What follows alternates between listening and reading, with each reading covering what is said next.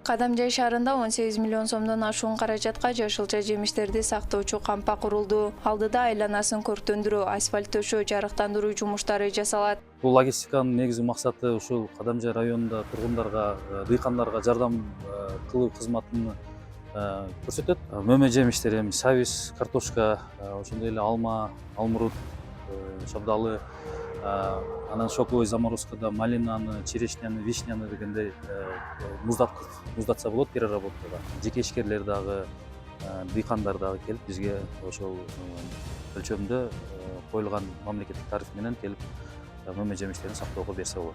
Бул логистикалык борбор курулуп бүтсө 5 адам жумуш менен камсыз болот. Кампаны август айында пайдаланууга берүү пландалууда. 350 тонна плюсовой температурада сактайбыз, анан 30 тонна шоковый заморозка бар и 80 тонна ошо замороженный продуктты сактоо боксу бар. Негизи жалпысынан бул жерде 6 бокс бар. Ошондо 80-110 тонна заморозка и калганы муздатылган, калганы плюсовой температура. Жемиштерди сактаган борбордун жанына кыям өндүргөн муниципалдык ишкана да курулууда. Ишкана жетиштүү көлөмдө продукция камдоого шарт түзөт.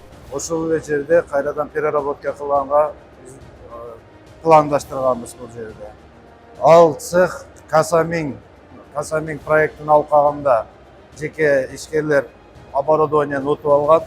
Биз жерди бердик, оборудование муниципалдык болуп калды дагы, азыр дагы муниципалдык болуп мамлекеттик жеке өнөктөштүктүн алкагында ачылып атат. Айыл чарба азыктарын муздатып сактоочу кампанын курулушуна каражат Баткен облусунун өнүктүрүүгө максатталган 500 миллион сомдон эсебинен бөлүнгөн. Анын сыйымдуулугу 350 тоннаны түзөт. Сабира Бакирбек кызы, Салам Медиа, Баткен.